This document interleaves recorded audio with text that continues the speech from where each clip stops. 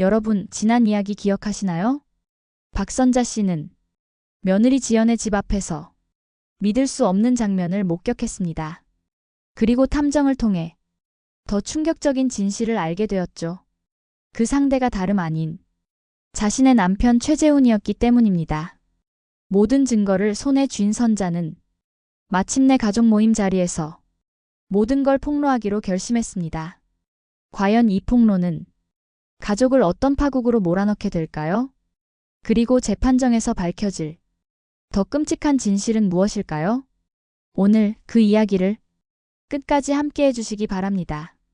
박선자 씨는 며칠 동안 거의 잠을 이루지 못했습니다. 머릿속에는 호텔 앞에서 팔짱을 낀 남편 최재훈과 며느리 지연의 모습이 계속 맴돌았습니다. 믿기 싫었지만 부정할 수 없는 현실이었습니다. 선자는 눈물을 흘리면서도 결심했습니다. 이제 반드시 증거를 모아야 해. 내 손으로 진실을 밝혀내야 해.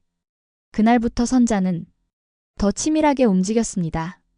탐정에게 추가 조사를 의뢰했고 스스로도 증거를 모으기 시작했습니다. 남편이 외출할 때면 몰래 뒤를 밟았습니다. 며느리에게 전화가 오면 목소리의 떨림과 말투를 유심히 들었습니다. 그리고 마침내 아들이 또다시 해외 출장을 간다는 소식을 듣게 됐습니다. 이번 기회다. 선자는 조심스럽게 작은 녹음기를 준비했습니다. 인터넷으로 산 최신 기종이었고 멀리서도 목소리가 잘 담기는 장치였습니다. 그날 저녁 예상대로 남편 최재훈은 꽃다발을 든 채 지연의 집으로 향했습니다. 선자는 아파트 복도 구석에 숨어서 남편이 들어가는 모습을 확인했습니다. 그리고 녹음기를 켠 채 현관문 근처에 조심스레 두었습니다. 몇 분이 지나자 문 너머로 들려온 대화 소리가 뚜렷하게 녹음되었습니다. 술잔 부딪히는 소리, 서로의 웃음, 그리고 점점 짙어지는 분위기. 선자는 눈물이 났습니다. 하지만 이를 악물고 참았습니다. 그래야 끝을 볼 수 있어. 1시간 정도가 흐른 뒤 선자는 녹음기를 조용히 회수했습니다. 집으로 돌아와 파일을 재생했을 때 그곳에는 충격적인 대화들이 고스란히 담겨 있었습니다. 두 사람은 오래전부터 관계를 이어왔다는 사실을 숨김없이 드러내고 있었습니다. 그날 이후로 당신 없이는 못 살겠어. 나도 그래요, 아버님. 선자는 손으로 얼굴을 감싸주며 몸을 떨었습니다. 그 목소리가 남편 것이고 며느리의 것이란 걸 부정할 수 없었습니다. 이제 확실한 증거가 생겼습니다. 사진, 녹음, 문자 캡처. 모든 퍼즐이 맞춰지고 있었습니다. 선자는 탐정에게도 추가 자료를 요청했습니다. 며칠 후 탐정은 두 사람이 호텔로 들어가는 장면, 집에 함께 머무는 사진, 그리고 시간대별 기록까지 정리해 주었습니다. 선자의 손에는 더 이상 반박할 수 없는 증거들이 쌓여갔습니다. 그녀는 결심했습니다. 가족을 모아 모든 걸 폭로하겠다. 때마침 남편이 생일이 다가왔습니다. 평소 같으면 집에서 조용히 밥상 하나 차려주는 정도였지만 이번에는 달랐습니다. 선자는 아들 민호와 며느리 지연에게 다 같이 식사를 하자 하고 제안했습니다. 아들은 출장에서 막 돌아온 터라 피곤해 보였지만 어머니의 강한 요청에 결국 동의했습니다. 그날 선자는 평소보다 일찍 일어나 갈비찜과 나물 반찬을 정성껏 만들었습니다. 손끝은 떨리고 있었지만 마지막 만찬일 수도 있다는 생각에 더욱 정성을 기울였습니다. 저녁 무렵 아들 민호와 지연이 함께 들어왔습니다. 아버님 생신 축하드립니다. 지연은 웃으며 선물을 내밀었습니다. 선자는 그 모습을 보며 속으로 냉소했습니다. 저렇게 뻔뻔할 수가 있나? 식탁에 둘러앉은 가족은 겉으로는 평범했습니다. 민호는 출장 이야기를 늘어놓았고 최재훈은 정치 뉴스에 대해 떠들었습니다. 지연은 시어머니 음식을 칭찬하며 웃고 있었습니다. 하지만 선자의 마음속은 폭풍처럼 요동쳤습니다. 오늘 반드시 끝을 보리라. 식사가 끝나갈 무렵 선자는 안방으로 들어갔습니다. 그리고 준비해둔 봉투와 USB를 손에 들고 나왔습니다. 남편과 며느리 앞에 봉투를 내려놓자 두 사람은 어리둥절한 표정으로 서로를 바라봤습니다. 이게 뭐예요? 지연이 떨리는 목소리로 물었습니다. 아들 민호도 고개를 갸웃했습니다. 선자는 아무 말 없이 봉투 안에 사진을 하나씩 꺼냈습니다. 호텔 앞에서 팔짱 낀 두 사람의 모습, 지연의 집을 드나드는 남편의 모습, 식탁 위에 사진이 차례대로 놓일 때마다 공기는 점점 얼어붙었습니다. 민호의 얼굴은 점점 굳어갔고 지연의 손은 떨렸습니다. 최재우는 얼굴이 창백해졌습니다. 그리고 선자는 마지막으로 녹음기를 켰습니다. 거실에 울려 퍼진 건 남편과 며느리의 친밀한 대화. 다시는 헤어지지 말자. 우리만의 시간이 필요해. 순간 민호의 얼굴은 분노로 일그러졌습니다. 이게 무슨 소리야? 아버지 지연 씨 설마. 지연은 울먹이며 무슨 말을 하려 했지만 목소리가 나오지 않았습니다. 최재우는 고개를 푹 숙이고 선자의 눈을 마주치지 못했습니다. 선자는 차갑게 말했습니다. 이제 끝났습니다. 모든 게 드러났습니다. 그 순간 30년 넘게 이어온 가족의 관계는 산산조각 나고 말았습니다. 그날 이후 박선자 씨의 집은 완전히 무너졌습니다. 아들 민호는 충격에 휩싸여 집을 나가버렸고 며느리 지연은 눈물만 흘리며 친정으로 돌아갔습니다. 남편 최재우는 아무 일 없다는 듯 태연한 척했지만 선자의 눈에는 그 모습조차 역겹게 보였습니다.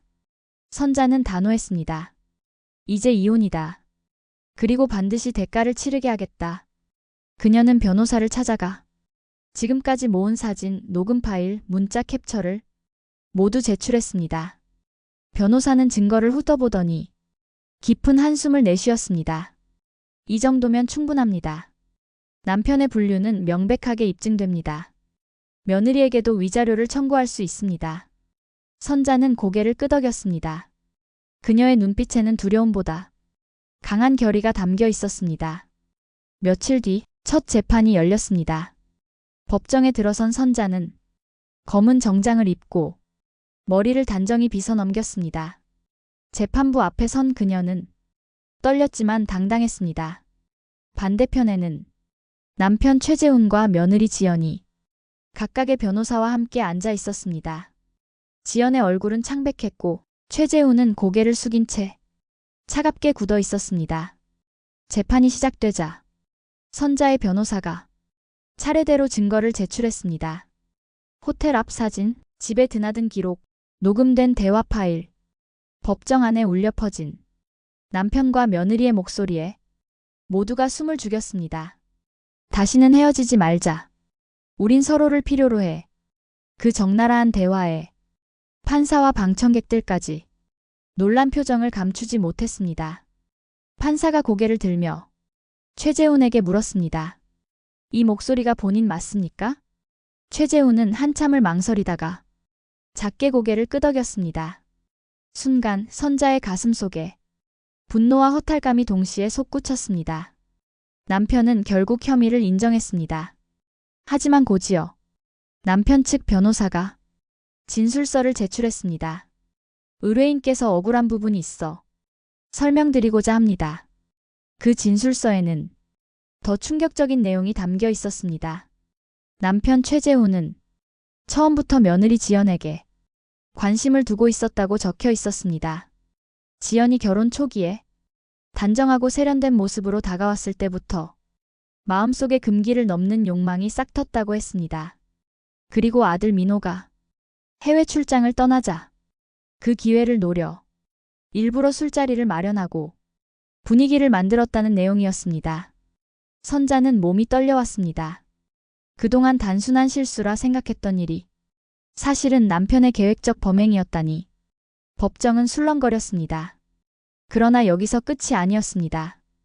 이번에는 며느리 지연 측에서 진술서를 제출했습니다. 처음에는 강한 거부감과 수치심에 괴로워했다고 했습니다. 시아버지와의 관계라니 도저히 받아들일 수 없었다는 것이었습니다. 하지만 시간이 지나면서 외로움과 죄책감 사이에서 조금씩 마음이 무너졌다고 적혀 있었습니다. 아들이 늘 집을 비우고 혼자 있는 시간이 많았습니다. 시아버지가 챙겨주고 다정하게 대해주니 점점 흔들렸습니다. 나중에는 오히려 그 시간을 기다리게 되었습니다. 그 한 줄이 낭독되자 법정 안은 충격으로 얼어붙었습니다. 선자는 눈을 감았습니다.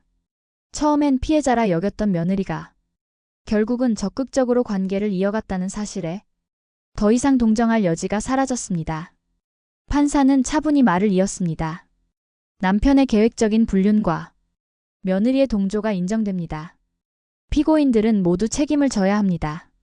선자의 가슴은 복잡했습니다. 분노, 슬픔, 허무, 그리고 묘한 해방감까지. 그녀는 30년 결혼 생활의 진실이 눈앞에서 산산조각 나는 순간을 똑똑히 목격하고 있었습니다. 재판부는 곧 판결을 예고했습니다. 피고 최재훈과 지연은 원고 박선자에게 상당한 위자료를 지급할 의무가 있습니다. 또한 이혼 청구를 인정합니다. 법정을 나오는 길, 선자는 한동안 걸음을 떼지 못했습니다. 모든 게 끝난 듯 했지만 동시에 모든 게 시작되는 듯 했습니다. 이제 그녀에게 남은 건 새로운 삶이었습니다. 재판이 끝난 뒤 박선자 씨는 집으로 돌아와 긴 한숨을 내쉬었습니다. 법정에서 판사의 목소리가 아직도 귀에 울려 퍼졌습니다. 이혼 청구를 인용합니다. 피고는 위자료를 지급하십시오. 30년 넘게 이어진 결혼 생활이 한순간에 종지부를 찍은 것입니다. 선자의 손에는 판결문과 위자료 지급 명령서가 차갑게 들려 있었습니다. 그 문서가 주는 무게는 한편으론 고통이었고 또 한편으론 자유였습니다. 집안은 여전히 익숙했지만 남편의 흔적이 곳곳에 묻어 있었습니다. 책장에 꽂힌 골프채, 거실에 걸린 가족 사진, 안방 옷장에 남아있는 셔츠. 모두 선자의 마음을 아프게 했습니다. 하지만 그녀는 결심했습니다. 이제는 새로 시작해야 해. 이 집도 이 흔적들도 정리하자. 며칠 동안 선자는 집안을 정리했습니다. 남편의 옷을 모두 박스에 담아 헌옷 수거함에 넣었고 가족 사진도 액자에서 꺼내 서랍 깊숙이 넣었습니다. 눈물이 흐르기도 했지만 손길은 멈추지 않았습니다. 마치 한 장 한 장 과거를 떼어내는 듯 했습니다. 정리를 마친 집은 허전했지만 한결 가벼워졌습니다. 그 빈 공간에서 선자는 오히려 새로운 희망을 느꼈습니다. 다음 날 선자는 혼자 미용실에 갔습니다. 짧게 머리를 자르고 오래 하지 않았던 염색을 했습니다. 거울 속에는 예전보다 훨씬 단단해 보이는 자신의 얼굴이 있었습니다. 괜찮아. 나 아직 살아있잖아. 머리를 매만지며 스스로에게 속삭였습니다. 그리고 작은 다이어리를 꺼내 첫 장에 이렇게 적었습니다. 오늘부터 나의 인생 2막이 시작된다. 시간이 흐르면서 선자의 일상은 조금씩 변해갔습니다. 혼자 카페에 앉아 책을 읽고 새로운 친구들을 만나 수다를 떨며 웃었습니다. 동네 문화센터에 등록해 요가와 그림 수업도 들었습니다. 몸은 땀으로 젖었지만 마음은 점점 가벼워졌습니다. 예전에는 상상도 못했던 자유로운 시간이 찾아온 것입니다. 아들 민호와의 관계도 조금씩 회복되었습니다. 처음엔 아버지와 아내의 배신으로 심한 충격을 받았던 민호는 시간이 지나면서 어머니의 곁으로 다시 다가왔습니다. 엄마, 힘들었죠? 이제 제가 옆에 있을게요. 그 말에 선자의 눈에는 다시 눈물이 맺혔습니다. 그러나 이번 눈물은 절망이 아니라 안도와 감사의 눈물이었습니다. 민호는 결국 지연과 이혼 절차를 밟았고 새로운 삶을 준비하고 있었습니다. 선자는 아들의 어깨를 다독이며 말했습니다. 괜찮아, 민호야. 우린 다시 일어날 수 있어.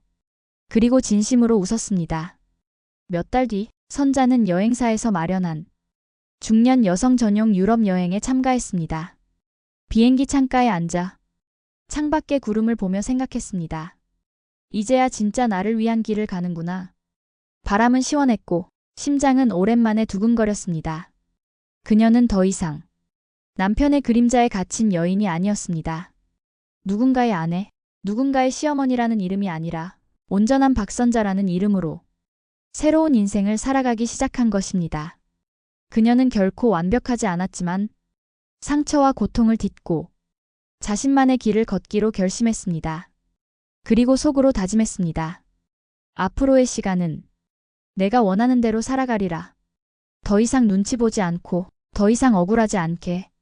이제 선자의 눈빛은 과거의 슬픔을 넘어 강렬한 빛으로 반짝이고 있었습니다. 그녀의 삶은 비로소 새로운 출발선 위에 서 있었습니다. 이렇게 해서 오늘의 이야기는 마침표를 찍게 되었습니다. 상처와 배신 속에서도 다시 일어설 수 있다는 걸 보여주는 이야기였죠.